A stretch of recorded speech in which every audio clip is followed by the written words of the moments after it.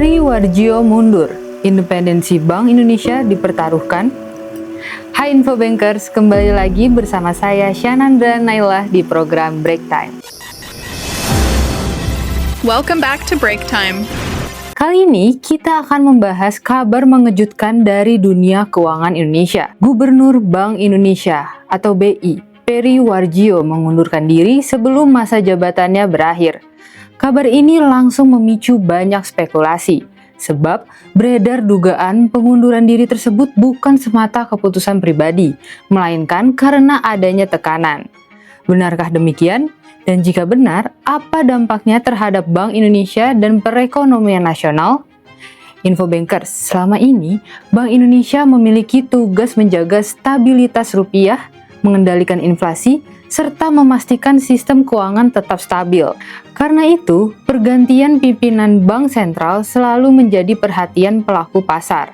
Dalam beberapa waktu terakhir, rupiah memang terus menghadapi tekanan. Muncul anggapan bahwa kondisi tersebut menjadi alasan Peri Warjio harus mundur. Namun, apakah melemahnya rupiah memang bisa dibebankan hanya kepada Gubernur Bank Indonesia? Pertanyaan inilah yang kemudian memunculkan perdebatan, sebab tekanan terhadap nilai tukar rupiah tidak hanya berasal dari dalam negeri. Ada faktor global seperti suku bunga tinggi di negara maju, perang dagang, dan ketegangan geopolitik yang memengaruhi pergerakan pasar keuangan dunia. Di sisi lain, ada juga faktor domestik. Kebutuhan impor untuk berbagai proyek membutuhkan lebih banyak dolar AS, sehingga ikut memberi tekanan terhadap rupiah. Artinya, kondisi nilai tukar dipengaruhi banyak faktor, bukan hanya kebijakan Bank Indonesia. Infobankers, di tengah situasi tersebut, muncul kabar bahwa Peri Warjio diduga diminta mengundurkan diri. Disebut pula bahwa ia memilih mundur daripada menghadapi proses evaluasi. Namun, pemerintah membantah rumor tersebut. Karena itu, informasi mengenai dugaan adanya tekanan masih menjadi perbincangan yang belum mendapat konfirmasi resmi.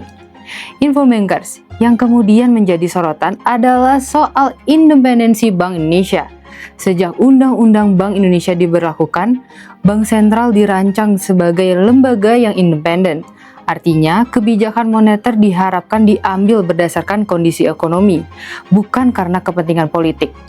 Sistem itu dibuat agar Bank Indonesia dapat mengambil keputusan yang dianggap paling tepat untuk menjaga stabilitas ekonomi, meskipun keputusan tersebut tidak selalu populer.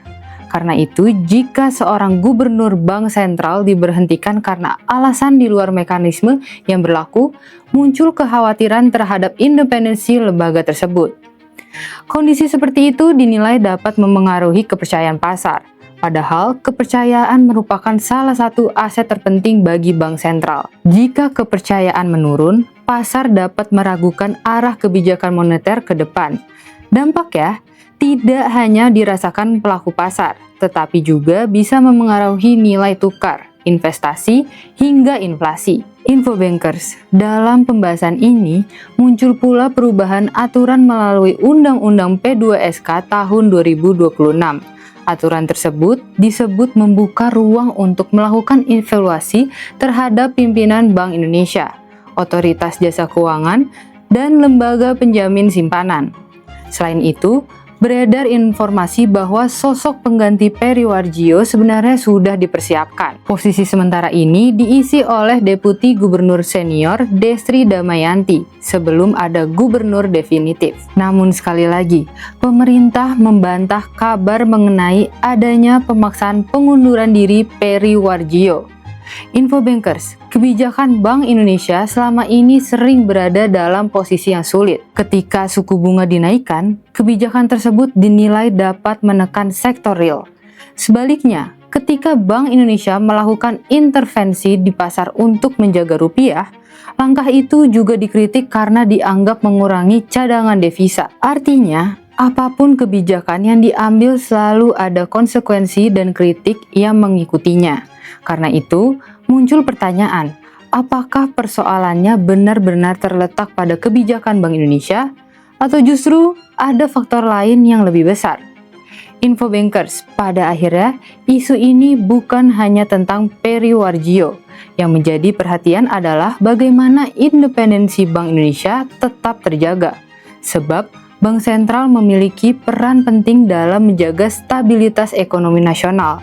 Kepercayaan terhadap lembaga tersebut menjadi salah satu faktor yang diperhatikan oleh pelaku pasar maupun investor. Nah, Infobankers, kalau menurut kamu, apakah independensi Bank Indonesia harus tetap dijaga sepenuhnya? Atau pemerintah memang perlu memiliki ruang lebih besar untuk mengevaluasi pimpinan Bank Sentral? Tulis pendapat kamu di kolom komentar ya. Jangan lupa like, share, dan subscribe Infobank TV untuk mendapatkan informasi terbaru seputar perbankan, keuangan, ekonomi, dan isu-isu strategis nasional. Sampai jumpa di break time berikutnya.